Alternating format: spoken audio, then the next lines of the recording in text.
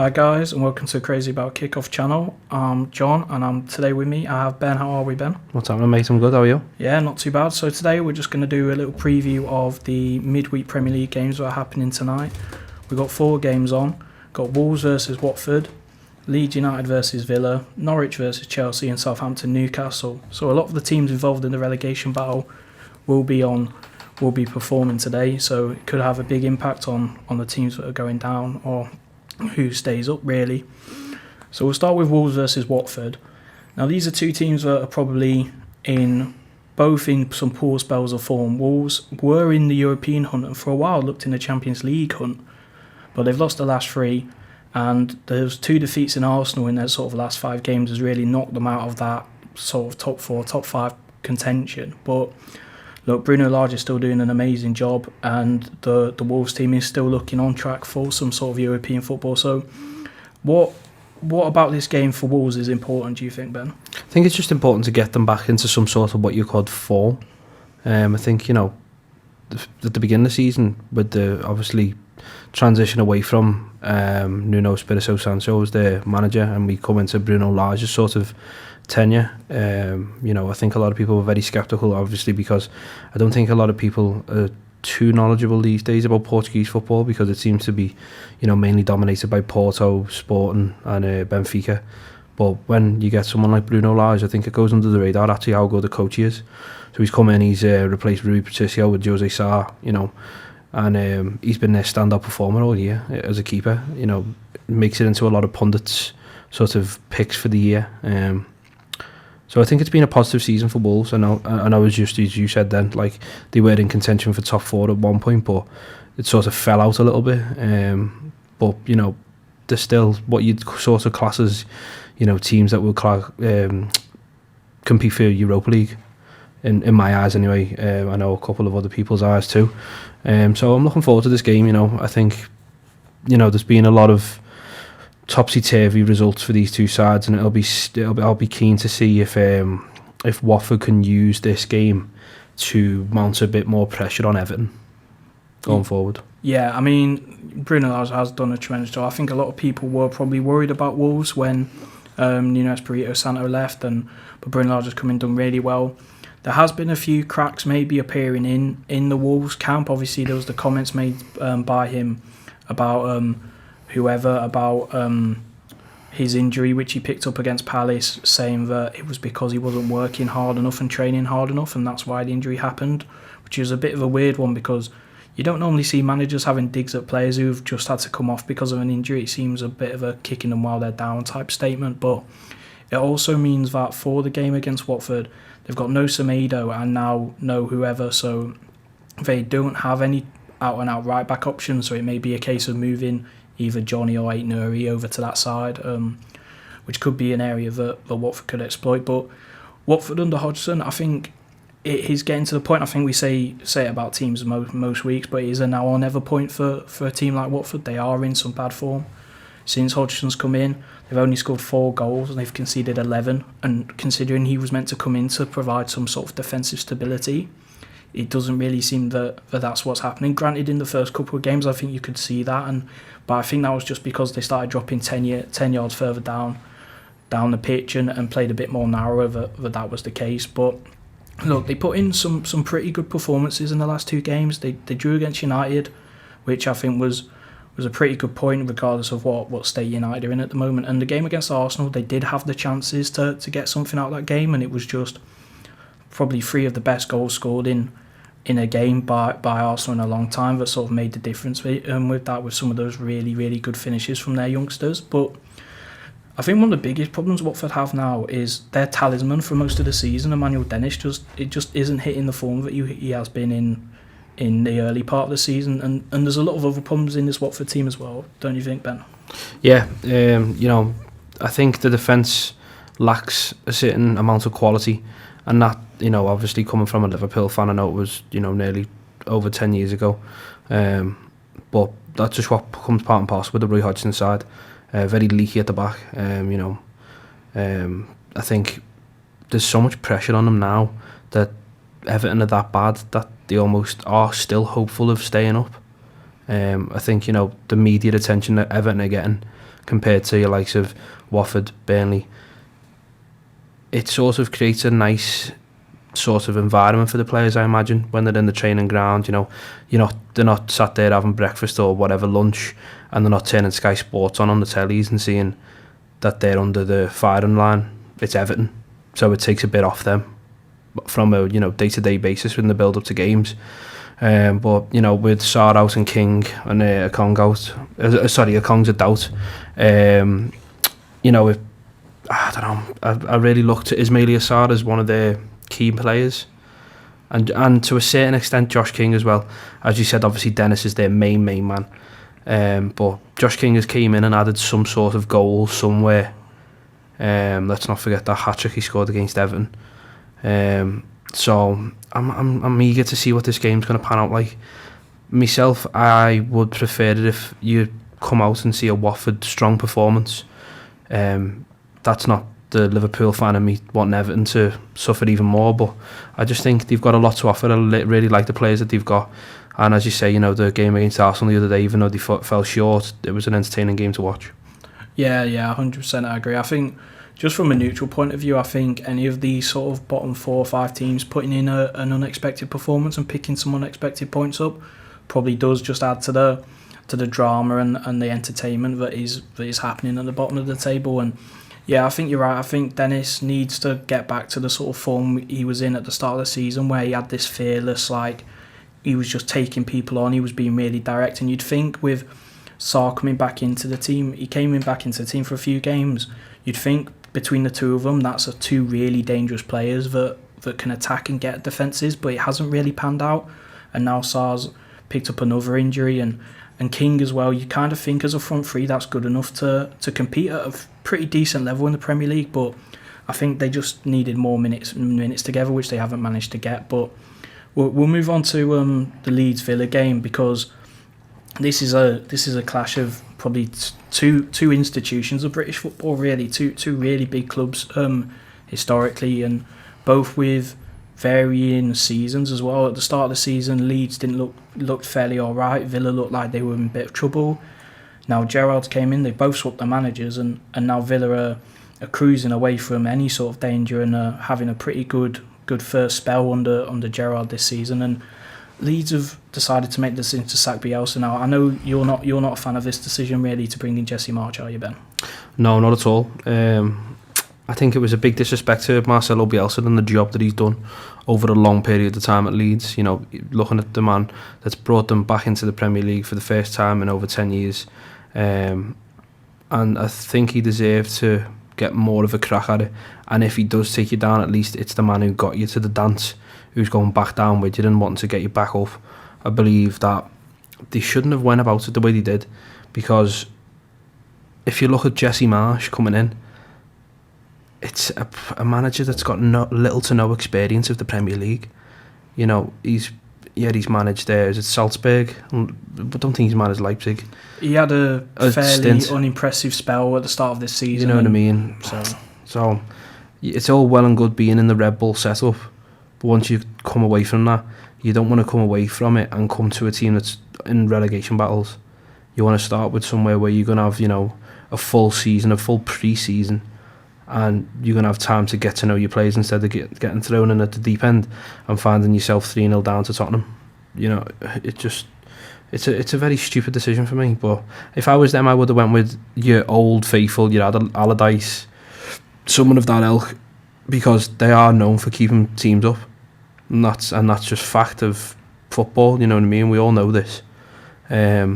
So yeah, I was a bit, you know, we spoke about it, but I think if Leeds can sort of conjure up this sort of new style under Marsh, then coming into this game, they can take a result, which is looking unlikely, but if they can shock a couple of people and do it, then that puts even more pressure on Everton. And that's 2 games now. The first 2 games we've talked about have always, they've both had main points of it's going to have an effect on Everton, and that's not good for Everton.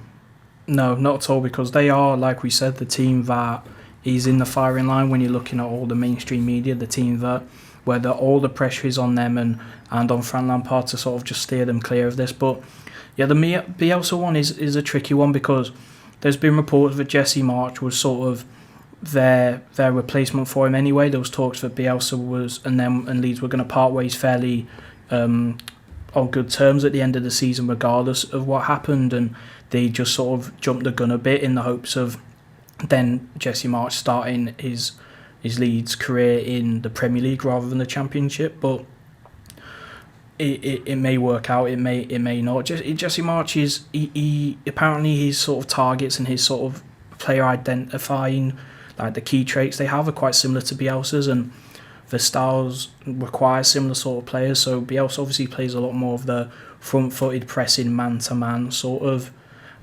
football in terms of how they defend. Bielsa's very much front-footedness. Jesse Marsch is more of he prefers more zonal pressing. He prefers players to occupy space that make it harder for teams and then play really quick, direct counter-attacking football. So you can kind of see where the similarities would lie in that, but I think it is a case of them maybe just jumping the gun. Like, they haven't had a win since mid-January, which is a concern, and they were conceding a lot of goals. But like you said, Bielsa, the hero he is to Leeds, like the city is devastated by this sacking, and that's the last thing you need in a relegation fight, is the fans to be seeing a new manager come in and not get behind them because they're still distraught about losing the old one.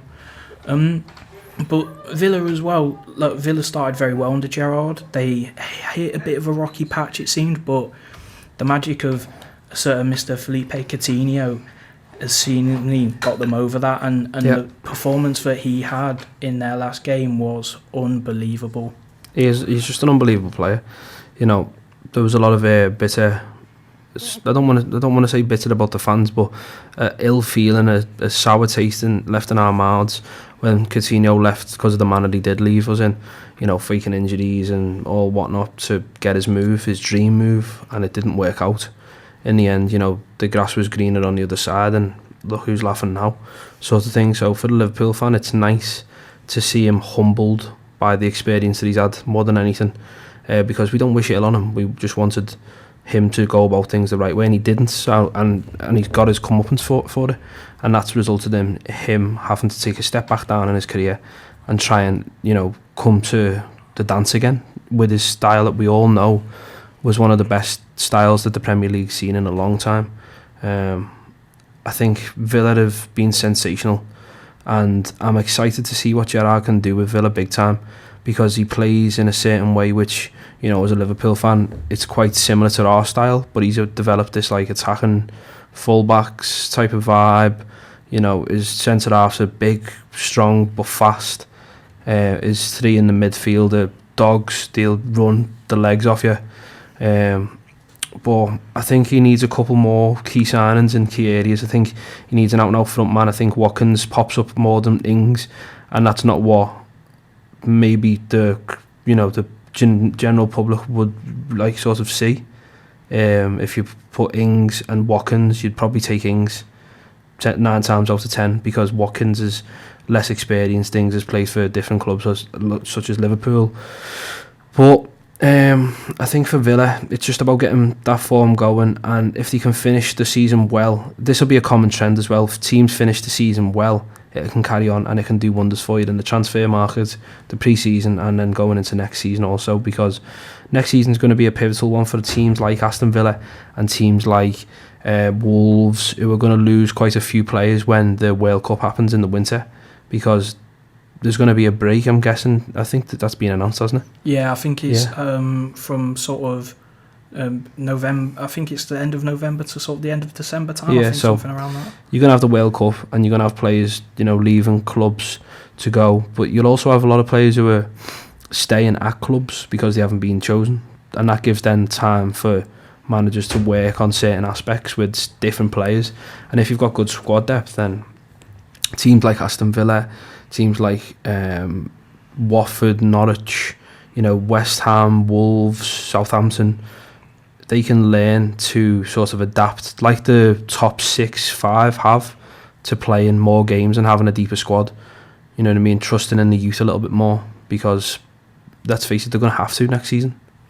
Yeah, 100%. I completely agree, and I think next season with that sort of break in the middle, I think it is gonna mean that the first half of the season and the second half could become a lot more different. Than I know there's a common theme that some teams perform better in the first and some teams perform better in the second, but I think we could see that go to a whole nother level in with this World Cup coming up, because you've got players going and playing so many games in such a short space of time and having to jump back right into the tempo of the Premier League, and it could cause a lot of problems for certain teams, especially if they're trying to still compete on a lot of fronts. So teams like Villa, West Ham, Wolves could all find themselves having an opportunity that they may not have had if this World Cup wouldn't have happened. But one team that is competing on a few fronts and was competing on all four till not that long ago is Chelsea, and they've got a game against they were the whipping boys of the league, and now they're showing a bit of grit and a bit of steel again in Norwich. But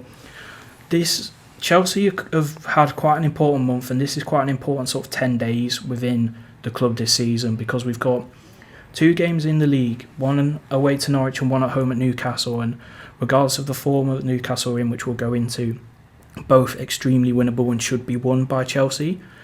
We've also got a second leg against Lille, where we've got a 2-0 advantage, and we've got Middlesbrough in the quarter-final of the FA Cup. So these next 10 days, 4 wins could see us cement that top 4 spot more than we have. Could see us in a semi-final of an FA Cup, and it could see us in a quarter-final of Champions League. Could also see us out the FA Cup, being in a top 4 battle, and maybe not even being in the Champions League while we're trying to defend it. So there's a lot on the line, and I think the most positive thing coming from me as a Chelsea fan is the way that the teams responded after the final. I see our team as, I think there's a few players in there who are arguably slightly mentally a bit fragile, and I think that almost showed with some of the penalties in the final.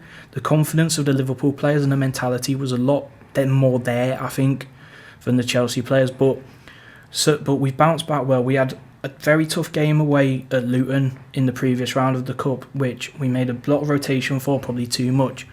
But we showed a lot of mental resolve to get through that tie and come back from 2-1 down to win that game.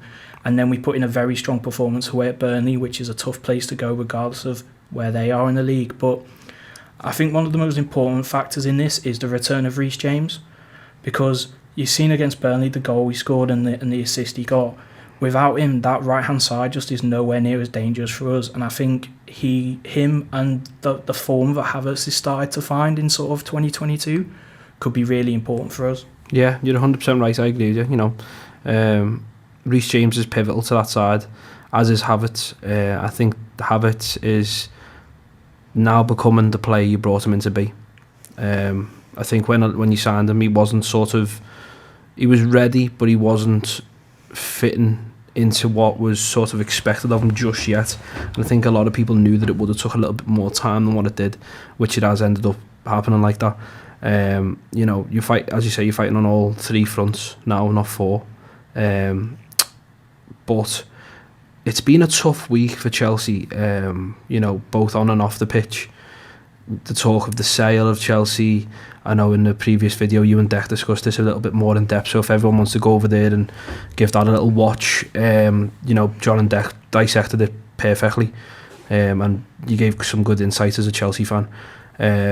But I think, off the back of the Burnley incident where the fans were chanting Roman's name, it's sort of like putting Tuchel under this pressure that he doesn't need to be under, because he's got stuff to focus on. He's got his own job to focus on. He can't be, playing like the dad of the fans. He can't be playing the father figure for Chelsea, because, we know historically that's not kind to any man. So I think off the pitch, there's some worrying things going on. I think you'll want to more than likely get the sale completed sooner rather than later. Because the longer this drags on, the longer it gets media attention, the more it can be distracting for players, staff. As we said with Watford, seeing Everton on the news, how that helps them. Chelsea players seeing Chelsea on the news as a football club, not the players, but as seeing the current situation in Russia and their club being discussed amongst that in such a negative light, it won't do well for them. Even though it's rather like silly to say that it'll affect them, it really will, because they'll know that their fans hold a certain opinion, and other fans also hold a certain opinion of their club now because of what's going on, when really there's nothing really the manager, the players or the staff can do about it. No, I completely agree, and I think you can see that through. There's been quite a few press conferences where journalists have probed and picked at sort of the bigger issues at Chelsea while trying to talk to Tuchel. It's been a few times Tuchel's there being like, this isn't my responsibility. I don't know why you asking me this. And I think he is feeling that pressure. And I think, to be fair to him, he's dealing with it as best he can. And I think his mentality on it is trying to just get the players to be like, look, there's nothing we can do about this situation. All we can do is affect what happens on the pitch. And that's what we need to do. And we need to keep putting up strong performances, which we're doing. And we'll move on to the opponents of... Hang on, we've gone dark. We've gone dark. We've lost the lights. There you go. We'll move on to our opponents in the game, which is Norwich. And look, I said at the start, they were the whipping boys of the league. Last time we played them at Stamford Bridge, 7-0. It was a game over before it had started, but they've started under Dean Smith. They are looking like a side that has got a lot more fight in them now, and we're used to Norwich having this mentality of, we'll take the Premier League money, we'll drop back down, we'll develop a few players, we'll bring in a few sort of underrated players, and then we'll dominate the Championship because that's what we know how to do.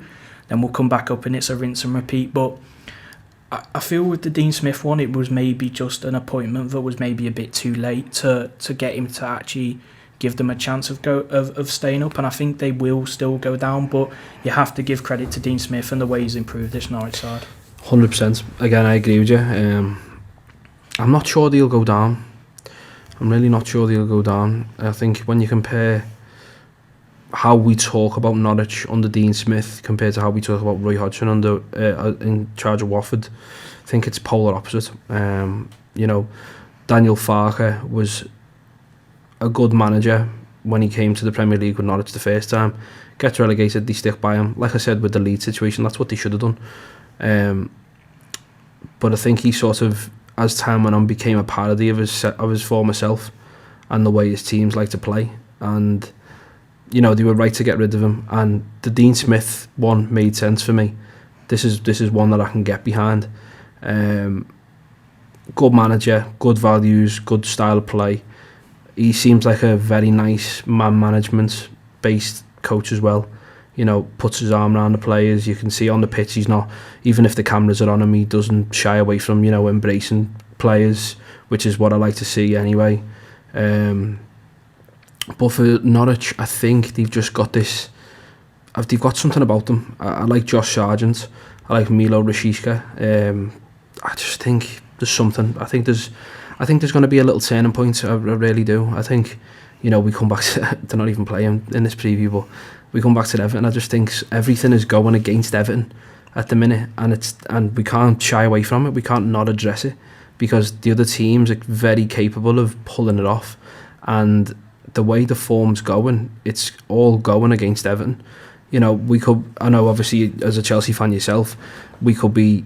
You're going to be definitely backing Chelsea, but Norwich are very capable in this fixture. The key thing is that they've improved, and for any Chelsea fan who's heading into this, who's got a completely unbiased mindset, they'll be able to notice that Norwich aren't the team that they were at the start of the season, which is really positive if you're a Norwich fan.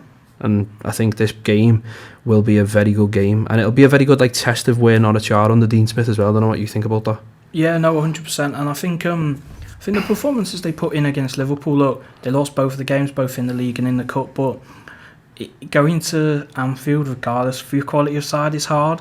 The fact that they restricted Liverpool to some extent, they were willing to put bodies in Liverpool's box and try and actually give it a go, was a really, really impressive thing for me, and it's brave. And I agree. I think Dean Smith's done a fantastic job with Norwich, and I think it is one of those where even if they do go down, they've got such a good base with him there and the players they've still got there to maybe come up again and this time make an actual proper go of it. And I think that's maybe if you're thinking more on the long term as a Norwich fan, that's what you've got to think about as well.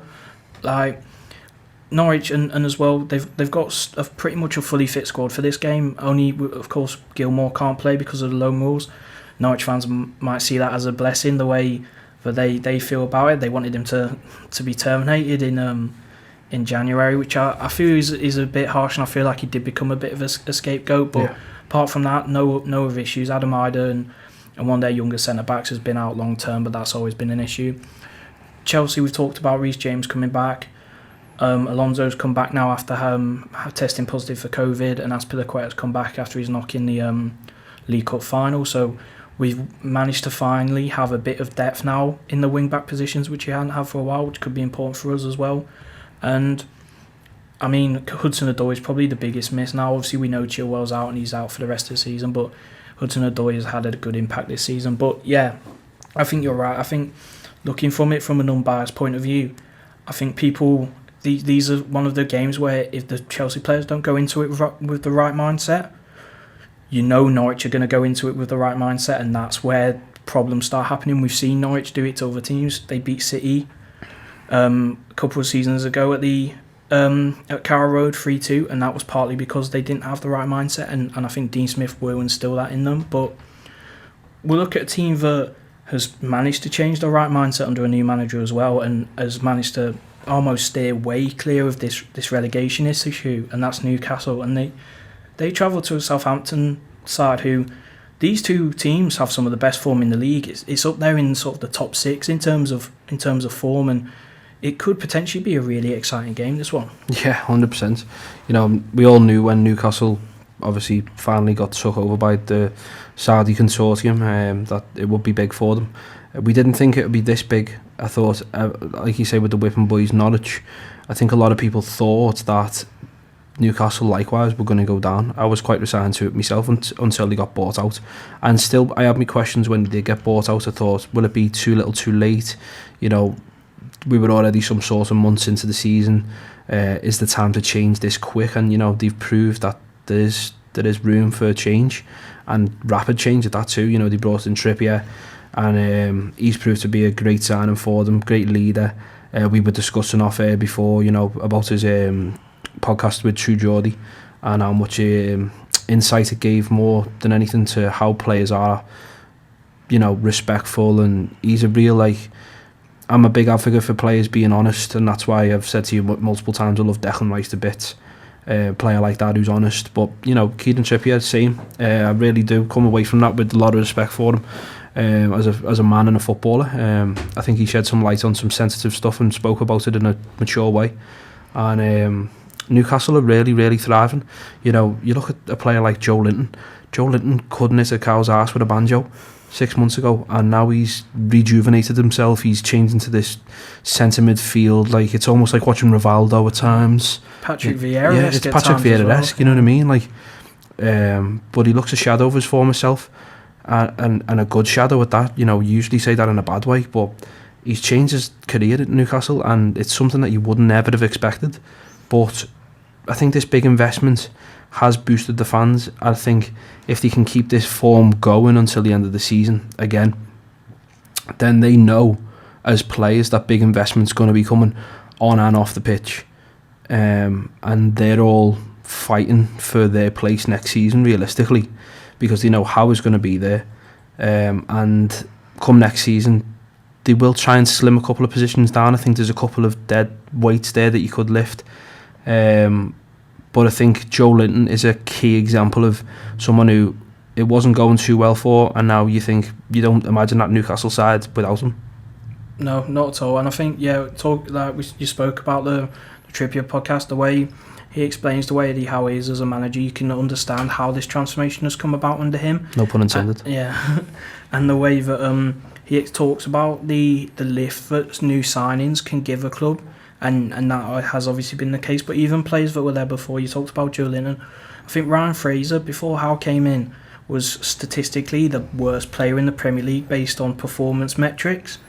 And obviously Howe and Fraser had their slight falling out in Bournemouth when he wanted to he didn't want to play after restart because he didn't want to get injured because his contract was up, and then he moved to Newcastle and Bournemouth got relegated. But now he seems to be playing some of his best football he's played in the Premier League. Same with players like Josh Murphy, like all these players. Willock as well, obviously ended last season really well, was a shadow of his former self in a bad way at the start of the season, and now has come back into the team, has been unbelievable. Like when you look at the Bruno, their new signing from Lyon, not being able to get a game, and how being like, well, because I can't drop any of these players because it's not fair. It shows the togetherness and the mental strength that Howe's managed to instill in this team, and the signings have helped with that. And look, Newcastle probably will be expecting now to almost get something out of a game like this, the way they're headed. But Southampton under Hasenhüttl, there was times this season maybe it wasn't, people were starting to ask questions again, but this seems to be a pattern with Southampton.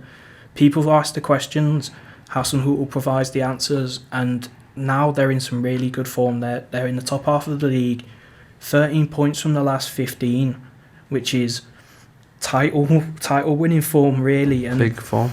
And they've got, and I think the only issue for them is probably the centre backs positions. Obviously Salisu is a doubt for the game with the hamstring injury. Liang Cao's definitely out, and it is going to be a really interesting game because these two sides maybe have similar aspirations for next season if they both want to progress. So it's a good way for them to eye each other up and see where they are on a competitive scale, which I think could be really interesting. And I think it's probably maybe the game this tonight that could provide the most entertainment if both sides play as well as they can do and have done recently. What we'll do is to end the episode, we'll do some predictions for the 4 games. We won't do scores, but just a win, draw, or win for the other team. So Wolves versus Watford. How do you see this one going? I'm gonna go with Watford. I think, like we said, the lack of media attention that the other teams are getting, and the majority of the attention being placed on Everton because of the shock value of the fact that they could be one of the clubs that goes down. The first time ever they'll be going down. I think that's made for big news this past week or so, and it will have helped teams like Watford and Norwich. I think, despite being without a couple of key players, they've got it in them to go to Wolves and put on a performance, and I think they might. Yeah, fair enough. I think I could see a draw in this game. I think the way Wolves still play, that's still slightly counter-attacking, not as slightly more on the front foot, but not still as much as maybe other teams, could mean that Watford don't have to deal with as much as they have done in other games, and that could help. So I think a score draw in that game could be on the cards. Looking at Leeds versus Villa, March versus Gerrard, what do you feel about this game? Well, beforehand it was a 3-3 not too long ago when Bielsa was still in charge, but Leeds look a shadow of themselves at the minute. We associated goals with the Bielsa side, but we yet to see the Jesse Marsh era sort of kick into full fruition. So I think for Steven Gerrard and Aston Villa, this will be a routine victory, and they'll carry on striving towards where they want to get to, and that's the top half of the table to finish the season. Yeah, no, that's fair enough. I think Villa will come away with the points. I think under Marsh, I think in the Leicester game you could see a slightly more defensive-minded Leeds side, which was almost a bit scary to see based off what we've seen for so many years. But I think if Coutinho can put a performance together anything like he did in his last game, then I think Villa as well will win this comfortably. We'll go Chelsea-Norwich next. Now, I'll start this one off. Obviously, I'm going to have to back my boys to do a job away in Norfolk, but do you think there's a potential upset here on the cards? I think there could be a potential upset, Johnny boy. I think Norwich could come here and do something big. I believe that if you put Watford and Norwich next to each other, we're talking about sides that have had not much pressure put on themselves in the past week or so.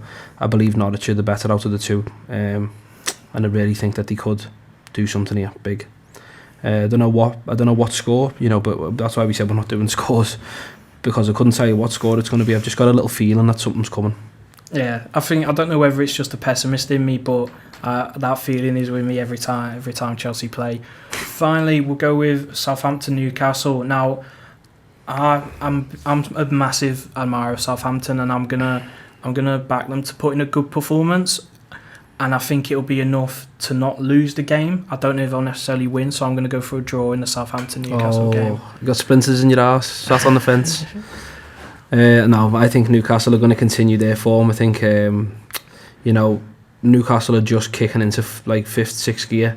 I think Southampton, obviously, as we've seen on the form-based, they've been in 6th gear for the past month or so. So I think when you're on the top like that, the only way is down. But what's one loss to a Southampton side that's really scratched and clawed and done well this past month, 2 months? So yeah, Newcastle for me. Fair enough. Right, that's it for the today's episode. Thanks, Ben, for coming on. No worries, mate. Please follow us on our socials. We're at the top of the screen and they're rolling through at the bottom as well. Please subscribe to the channel, like the video, watch all our other content, and comment anything if there's anything you want to talk about, any opinions. That would be brilliant as well. We'll see you next time, guys. Cheers. Thanks for watching. Lovely.